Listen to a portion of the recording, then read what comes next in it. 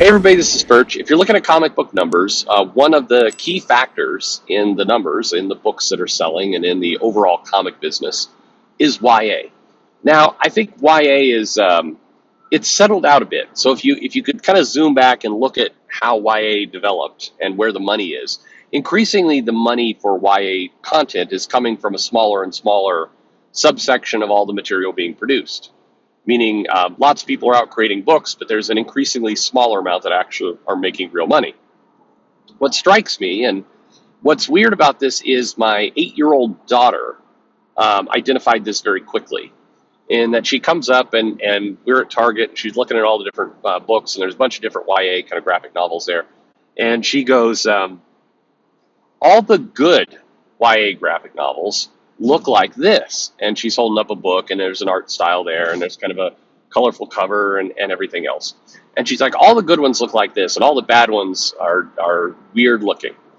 And it's sure enough, if you look at the books, the ones that are popular all have a very similar art style, all have a very similar coloring style, word style, and any time that it kind of branches out and gets more experimental and weirder, it dies. It is it's very fun. It's just funny how it's slimming down. But anyway, here's a question from a viewer who says, "Hey Perch, got a silly sounding question, but what exactly makes a YA story in 2022? When I was younger, YA meant sort of a mix of teen drama plus fantasy. So basically Buffy the Vampire Slayer or Aragon type stuff. Kids working through relationships, but typically from a very fantasy-oriented story. And some of these books and comics and movies were actually pretty solid." I would argue that's true. I think, Harry Potter was YA. It's usually kids. Kids have some kind of shenanigans, some kind of issue in front of them, typically some kind of adventure, often fantasy-based or at least otherworldly in some way. And, the good ones sold well. Percy Jackson stuff, that sold well. I mean, all those kinds of things. So, but anyway, in 2022, literally the only commonality I can find between YA comics and art has been a kind of exaggerated, almost abstract art style. And the only YA comics I see, and not to be political, are almost all coming out books and have emphasis on sexual journeys and romance above all else. The fantasy aspects feel almost inconsequential. So what exactly is YA? It feels as though the fantasy aspects of the genre are dying off and they're just turning into dramatized biographies. They read like fan fiction of the author's own life rather than of a new world. I don't read manga, but everything people say about it sounds like manga is the new de facto YA, and Western YA just feels like some middle-class pretentious indulgence for, as Zach would say, middle-aged wine ants. So, first of all, things go in cycles. By every stretch of the imagination, things often go in loops. So what happens, and you see this with everything, in the 90s, the kind of X-Men style and the more extreme style became popular, and then suddenly all the books were doing it. The Avengers had somebody with a blood in the name, and then just like everybody is getting like a blood or knife or extreme, or say everybody's got blades coming off their jackets and giant shoulder pads and all this other stuff. I mean, that was just very much, one person does it, it gets popular, everybody does it. And that's been true of media, forever. All types, not just comics.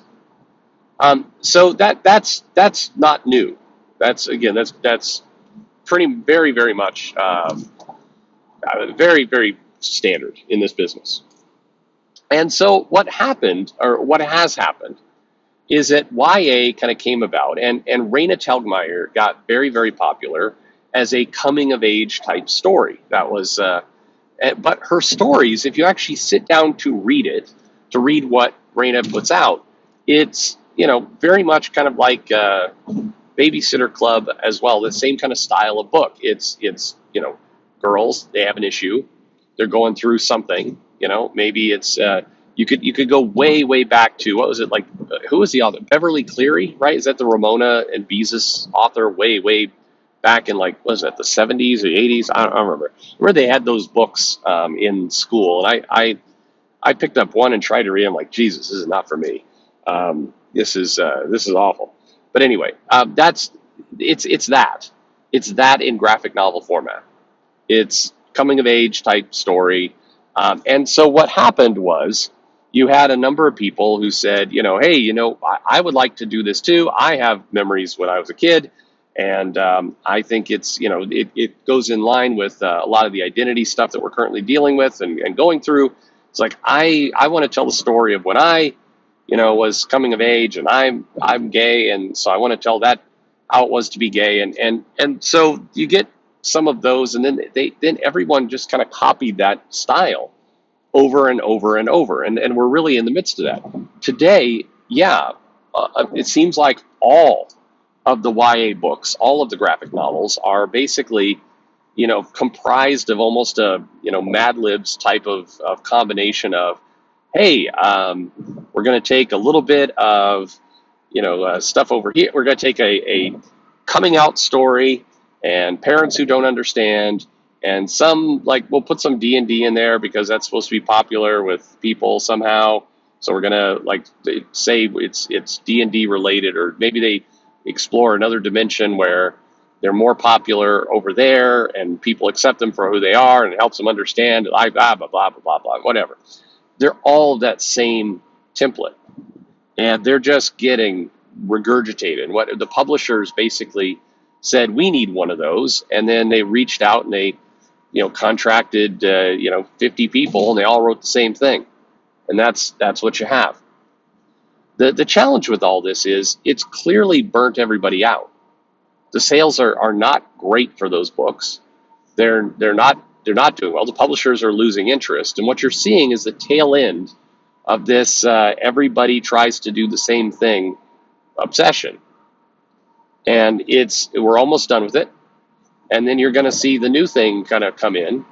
And if you're a writer or a reader, forget about creating, but if you're a reader who liked reading, a coming of age, coming out, dealing with your identity graphic novel, bad news for you, because in about 5 years, you're about to have nothing, because it's swept through, and then it's just going to vanish because it doesn't sell, and then the whole sea of fish is going to swim in another direction. Maybe it's not 5 years. I have no idea how quickly this will all turn over, but it will. The publishers can't help themselves; they overdo it. I do think my belief is that we are going to get a return of, for lack of a better word, kind of 80s YA type stories. And I say this because things like Stranger Things, which is out on Netflix right now, and certainly has a gay, two actually gay subplots of its own.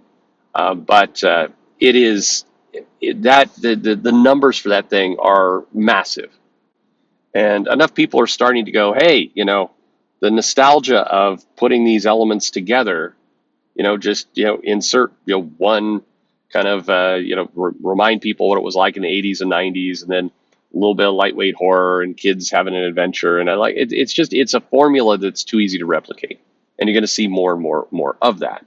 And then comics, as they do, will trail along behind, having done a very poor job of reading the way the industry is going, and then we'll wake up and go, crap, we got to follow this. So, I think we can look forward to 2024, 2025. Suddenly you're going to get a shift in what YA means.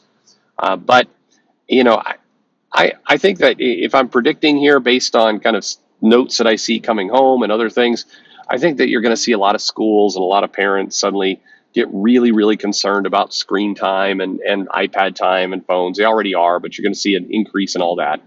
And the net result is going to be, a return to say, oh man, I wish we had some good books that we could hand kids. And, if only there were some good YA books that, were not, all the same kind of stuff and all wrapped up in lunacy. And then, here we'll be. So I don't know. That's my prediction. You're not seeing things. It absolutely is a trend, and it's one that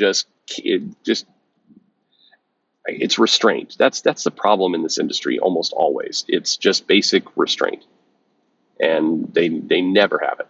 Anyway, thank you very much for the question. Let me know your thoughts in the comments below. and thanks for listening.